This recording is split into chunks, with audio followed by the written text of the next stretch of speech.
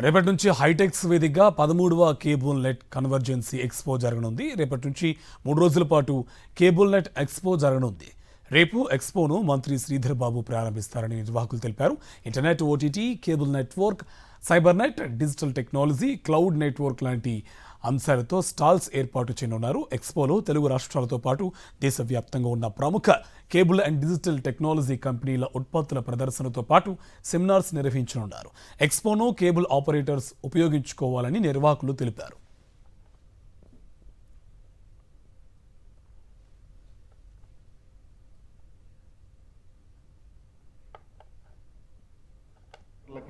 ఎంఎస్ఓలకి, అలాగే internet service ప్రొవైడర్లకి, OTT platform సంబంధించిన వాళ్ళకి అందరికీ ఇదే మా ఆహ్వానం.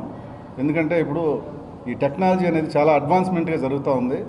రోజు టెక్నాలజీ మారిపోతూ ఉంది. కాబట్టి ఈ ఛానల్స్ విషయంలో కానీ, బ్రాడ్కాస్టింగ్లో కానీ దీనికి సంబంధించి అంతా అప్డేట్ జరుగుతూ ఉంది. కాబట్టి అప్డేట్కి సంబంధించి మేము ఇంటర్నేషనల్ లెవెల్లో కూడా వేరే దేశాలకు వెళ్ళి అక్కడి నుంచి ఎగ్జిబిటర్స్ని కూడా తీసుకొచ్చి లేటెస్ట్ టెక్నాలజీ ఏదైతే ఉందో అది ఇక్కడ ప్రజెంట్ చేసే దానికోసంగా ఎగ్జిబిషన్ ఏర్పాటు చేస్తున్నాము.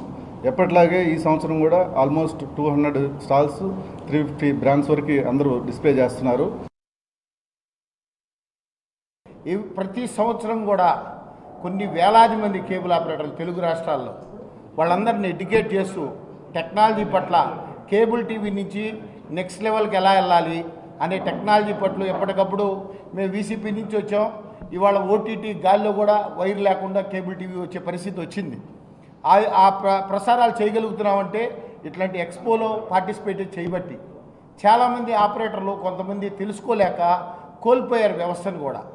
వేరే వాళ్ళు అప్డేట్ టెక్నాలజీలో ఉన్నవాళ్ళు నిలబడిపోతూ ఉన్నారు. కేబుల్ టీవీ ఎక్కడికి పోలా, ఎప్పుడూ కేబుల్ టీవీ ఇండస్ట్రీ నిలబడే ఉంటుంది.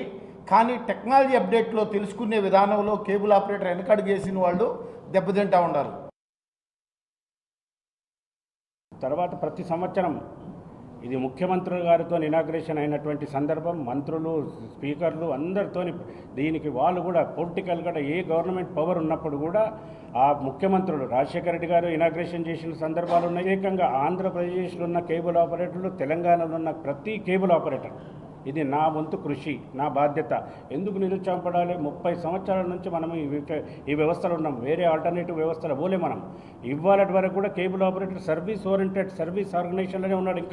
ఇంకా ఈ పట్టుదలతో పనిచేస్తున్నాడు. కాబట్టి టెక్నాలజీని తెలుసుకొని, ఈ టెక్నాలజీని బేస్ చేసుకొని ఇంకా ముందుకు పోవాలంటే అని చెప్పి ప్రతి ఆపరేటర్ ఒక రెస్పాన్సిబిలిటీ. నిరుత్సాహపడాల్సిన అవసరం లేదు. టెక్నాలజీ పెరుగుతున్నది, మనం పెరగాలి. మనం పెరుగుతున్నప్పుడు టెక్నాలజీ పెరుగుతుంది.